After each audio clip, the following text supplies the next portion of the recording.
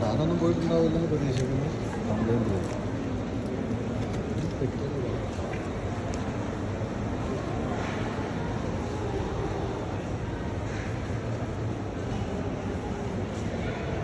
ഇവിടെ ധർമ്മനഗറിലെത്തി. ധർമ്മമില്ലാത്ത നഗരമാണ് ധർമ്മനഗരം.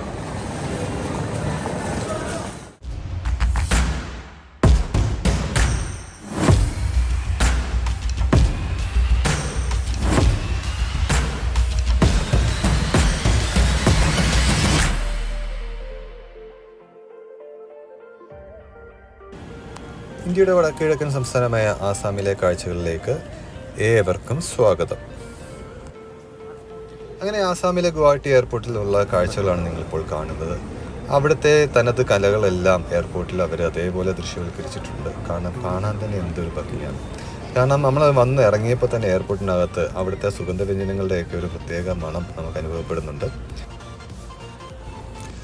ലഗേജ് എല്ലാം എടുത്ത് നമ്മൾ എയർപോർട്ടിന് പുറത്തിറങ്ങി നമ്മൾ ടാക്സി നോക്കുകയാണ്. അപ്പോൾ അകത്ത് നമ്മൾ ചോദിക്കുമ്പോൾ പ്രീപെയ്ഡ് ടാക്സിക്കൊക്കെ അത്യാവശ്യം റേറ്റ് പറയുന്നുണ്ട്.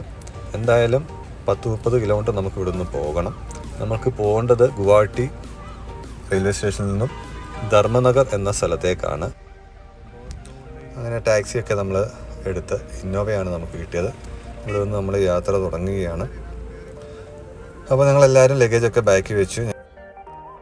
ഇവിടെ നിന്ന് നമ്മൾ ഗുവാഹട്ടി റെയിൽവേ സ്റ്റേഷനിലൊക്കെ യാത്ര പോവുകയാണ്. അപ്പം നല്ല കാലാവസ്ഥയൊക്കെ ആയിരുന്നു. രാത്രി 12 മണി ആയതുകൊണ്ട് ചെറിയ ഒരു തണുപ്പൊക്കെ ഉണ്ട്.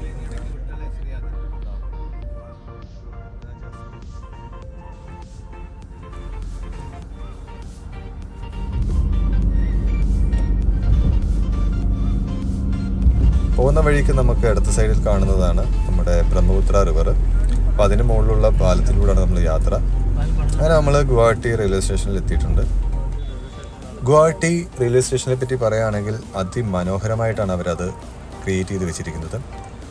ആസാമിലെ തനത് രൂപങ്ങളും കാഴ്ചകളും എല്ലാം ചിത്രങ്ങളും എല്ലാം അവിടെ അതിമനോഹരമായി അവർ അലങ്കരിച്ച് വെച്ചിട്ടുണ്ട്.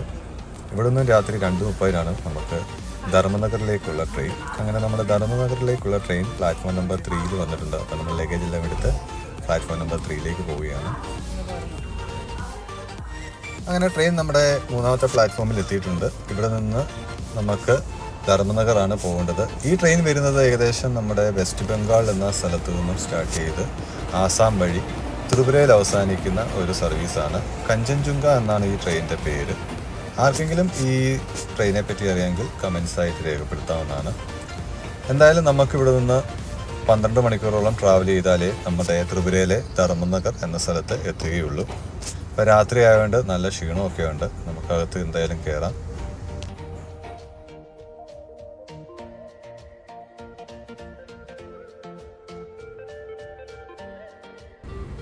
ഒന്ന് ഉറങ്ങി എഴുന്നേറ്റപ്പോൾ തന്നെ നേരം വെളുത്തിട്ടുണ്ട്. ഇപ്പോൾ ഏകദേശം സമയം 7 മണിയായി. ആസാമിലെ ഗ്രാമങ്ങളിലൂടെയാണ് യാത്ര.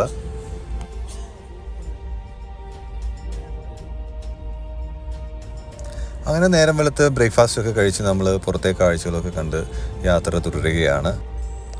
ഇന്ത്യയുടെ വടക്ക് കിഴക്ക് സ്ഥിതി ചെയ്യുന്ന ഒരു സംസ്ഥാനമാണ് ആസാം. ഹിമാലയൻ താഴ്വരയുടെ കിഴക്ക് ഭാഗത്തായാണ് ആസാമിൻ്റെ സ്ഥാനം. അരുണാചൽ പ്രദേശ്, നാഗാലാൻഡ്, മണിപ്പൂർ, മിസോറാം, ത്രിപുര, മേഘാലയ എന്നിവയാണ് ആസാമിൻ്റെ അതിർത്തി സംസ്ഥാനങ്ങൾ. ഭൂട്ടാനും ബംഗ്ലാദേശും എന്നീ രാജ്യങ്ങളുമായി രാജ്യാന്തര അതിർത്തിയും പങ്കിടുന്ന ഒരു സംസ്ഥാനമാണ് ആസാം. 27 ജില്ലകളടങ്ങിയ ആസാമിൻ്റെ തലസ്ഥാനം ദിസ്പൂർ ആണ്. ആസാമിനെയും മറ്റ് 6 അയൽ സംസ്ഥാനങ്ങളെയും ചേർത്ത് 7 സഹോദരിമാർ എന്നറിയപ്പെടുന്ന ബ്രഹ്മപുത്ര നദി ഈ സംസ്ഥാനത്തു കൂടിയാണ് ഒഴുകുന്നത്. ഭാരതത്തിലെ ഏക ബുള്ളറ്റ് പ്രൂഫ് തീവണ്ടി സർവീസ് നടത്തുന്നതും ആസാമിലാണ്. തീവ്രവാദ ഭീഷണി കൂടുതലായുള്ള നോർത്ത് കച്ചാർ ഹിൽസ് ജില്ലയിലൂടെയാണ് ഈ സർവീസ് നടത്തുന്നത്. സംസ്ഥാനത്തെ പ്രധാന പട്ടണമായ ഗുവാഹത്തി മുതൽ സിൽച്ചാർ വരെയാണ് ഈ service.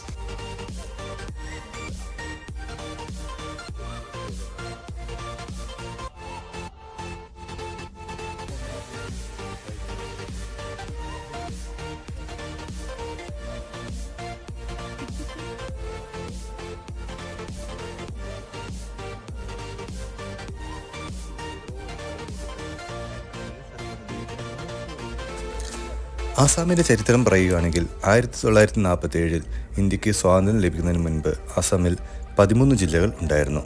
Cachar, Darang, Goalpara, Kamrup, Lakhimpur, Nagaon, Sivasagar, Jaintia Parganas, Garo hills, Lushai hills, നാഗ ഹിൽസ്, സിൽഹെറ്റ്, നെഫ എന്നിവയായിരുന്നു ഈ ജില്ലകൾ. സ്വാതന്ത്ര്യ സമയത്തും പിന്നീട് 1972 വരെയും നിരവധി ഉൾപ്പെടുത്തലുകൾക്കും ഒഴിവാക്കലുകൾക്കും ശേഷം അസം അതിൻ്റെ പ്രധാന 7 ജില്ലകളുമായി ഇന്നത്തെ രൂപം രൂപീകരിച്ചു. മറ്റ് 6 ജില്ലകൾ അസമിൻ്റെ ഭാഗമല്ലാതെയുമായി. ജയന്തിയ, ഖാരോ, ഖാസി എന്നിവ സംയോജിപ്പിച്ച് മേഘാലയ എന്ന സംസ്ഥാനവും രൂപീകൃതമായി. ലുഷിയായ് കുന്നുകൾ മിസോറാമായി മാറ്റപ്പെട്ടു. നാഗ കുന്നുകൾ നാഗാലാൻഡായി എന്നറിയപ്പെടുന്നു. നെഫ അരുണാചൽ പ്രദേശിൻ്റെ ഭാഗമായി മാറി. 2 നാട്ടുരാജ്യങ്ങളായ ത്രിപുരയും മണിപ്പൂരും അസമിൽ ഉൾപ്പെടുത്തുകയും പിന്നീട് പ്രത്യേക സംസ്ഥാനങ്ങളായി വേർപ്പെടുത്തുകയും കൊച്ചു ബിഹാർ പശ്ചിമ ബംഗാളിൻ്റെ ഭാഗമാകുകയും ചെയ്തു. കാലത്തിൻ്റെ ആവശ്യാനുസരണം ഭരണസൗകര്യത്തിനും വേണ്ടി ആസാമിനെ ഇന്ന് കാണുന്ന 27 ജില്ലകളായി വിഭാഗിച്ചിരിക്കുന്നു. അതിൽ 126 അംഗങ്ങളുള്ള നിയമനിർമ്മാണ സഭയും ആസ്ഥാനമായി സ്ഥിതി ചെയ്യുന്നത് ദിസ്പൂറാണ്. 7 ലോകസഭാ മണ്ഡലങ്ങളും ഈ ആസാമിൽ ഉണ്ട്. ഇന്ത്യയിലെ മറ്റെല്ലാ സംസ്ഥാനങ്ങളെയും പോലെ അസമും വിവിധ സ്വാതന്ത്ര്യ പ്രസ്ഥാനങ്ങളിൽ ഉൾപ്പെടുന്നു. ധീരരായ നിരവധി പ്രവർത്തകരുടെ ആവേശകരമായ പങ്കാളിത്തത്തോടെ 1950 അസം ഇന്ത്യയുടെ ഒരു സംസ്ഥാനമായി മാറി. അസമിൻ്റെ തലസ്ഥാനം മുൻപ് ഷില്ലോങ് ആയിരുന്നു. ഇപ്പോൾ അത് മേഘാലയയുടെ തലസ്ഥാനമായി മാറി. പിന്നീട് 1972 ഗുവാഹത്തിയിലെ പ്രാന്തപ്രദേശമായ ദിസ്പൂരിലേക്ക് മാറ്റി. മേഘാലയ, നാഗാലാൻഡ്, അരുണാചൽ പ്രദേശ്, മിസോറാം എന്നീ സംസ്ഥാനങ്ങൾക്കും അവരുടേതായ പ്രത്യേക സ്ഥാനങ്ങൾ ലഭിച്ചു. ജനസംഖ്യയുടെ കാര്യത്തിൽ ഏറ്റവും വലിയ വടക്കിഴക്കൻ സംസ്ഥാനവും വിസ്തൃതിയുടെ കാര്യത്തിൽ 2ാം സ്ഥാനവുമാണ്. ആസാമിലെ ടൂറിസത്തെപ്പറ്റി പറയുകയാണെങ്കിൽ ഗാംഭീര്യമുള്ള കാണ്ടാമൃഗങ്ങൾ, മാന്ത്രിക നദികൾ, മനോഹരമായ തേയിലത്തോട്ടങ്ങൾ, അതുല്യമായ സംസ്കാരം, പാരമ്പര്യങ്ങൾ ലോക ടൂറിസം ഭൂപടത്തിൽ ആസാമിനെ 1ാം സ്ഥാനത്ത് നിർത്തുന്നു.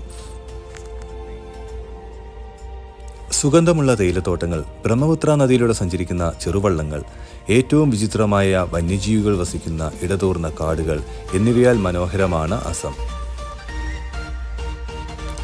ആസാമിലെ പ്രധാന വിനോദസഞ്ചാര കേന്ദ്രമായ കാസിരംഗ ദേശീയോദ്യാനം ഒറ്റക്കൊമ്പൻ കാണ്ടാമൃഗങ്ങളാൽ സമ്പുഷ്ടമാണ്.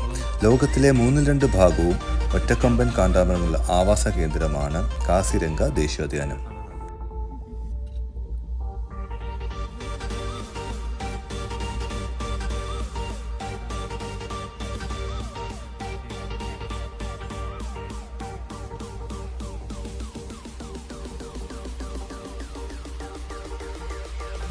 ഫുള്ള് കൃഷിയാണ്. കൃഷി ഇപ്പം എല്ലാം കഴിഞ്ഞിട്ടുള്ള പരിപാടിയാണ്.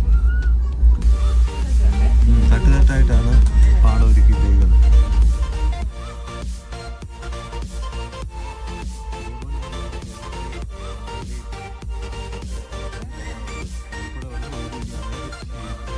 മനോഹരമായ കാഴ്ചകളൊക്കെ കണ്ട് ഞങ്ങളിങ്ങനെ ഇരിക്കുമ്പോൾ നമ്മുടെ വിശപ്പിൻ്റെ വിളി അങ്ങ് എത്തിക്കഴിഞ്ഞിരുന്നു. അങ്ങനെ ഉച്ചക്കത്തെ ആഹാരം റെഡിയായി നമുക്ക് കഴിക്കാനുള്ള നേരമായി. എന്താണെന്ന് വെച്ചാൽ ഇവിടുത്തെ എല്ലാവരും കഴിക്കുന്നത് റൈസ് തന്നെയാണ്. ബാരിക് റൈസാണ് ഇവിടെ എല്ലാവരും കഴിക്കുന്നത്. അങ്ങനെ ട്രെയിനിൽ വെച്ച് ഞങ്ങളുടെ ലഞ്ചൊക്കെ കഴിച്ച് ഞങ്ങൾക്ക് ഇറങ്ങേണ്ട സമയം അടുത്തുകൊണ്ടിരിക്കുകയായിരുന്നു. അപ്പോൾ എത്രയും പെട്ടെന്ന് ഫുഡൊക്കെ കഴിച്ച് ഞങ്ങളെല്ലാം ക്ലീനാക്കി ഞങ്ങളുടെ ഡെസ്റ്റിനേഷനായ ധർമ്മനഗറിലേക്ക് ഇറങ്ങാൻ തയ്യാറെടുക്കുകയാണ്. നെൽകൃഷി ധാരാളം ചെയ്യുന്ന ഒരു സംസ്ഥാനം തന്നെയാണ് ആസാം. കൂടാതെ മത്സ്യകൃഷിയും ഇവിടെ ധാരാളം നടക്കുന്നുണ്ട്. ഇവിടുത്തെ മറ്റൊരു പ്രത്യേകത എന്താണെന്ന് വെച്ച് കഴിഞ്ഞാൽ കുന്നുകളിൽ കൃഷി ചെയ്യുന്ന തേയിലത്തോട്ടങ്ങളും അതിന് തൊട്ടു താഴെ നെൽപ്പാടങ്ങളും കാണാവുന്നതാണ്.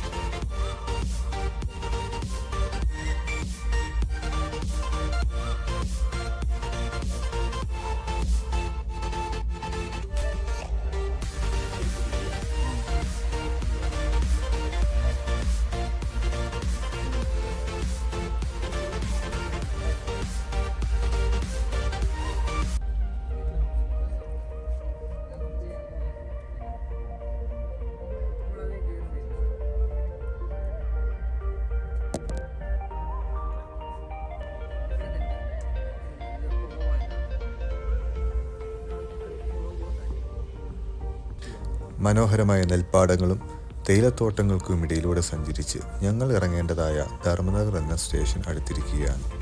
ഈ വീഡിയോ ഇഷ്ടമായാൽ നിങ്ങൾ ലൈക്ക് ചെയ്ത് സപ്പോർട്ട് ചെയ്യുക. കൂടാതെ നിങ്ങളുടെ വിലയേറിയ അഭിപ്രായങ്ങൾ കമൻറ്റ്സ് ബോക്സിൽ രേഖപ്പെടുത്തുക. ആസാമിലെ പുതുപുത്തൻ കാഴ്ചകളുമായി അടുത്ത വീഡിയോയുമായി കാണുന്നതുവരെ നന്ദി, നമസ്കാരം.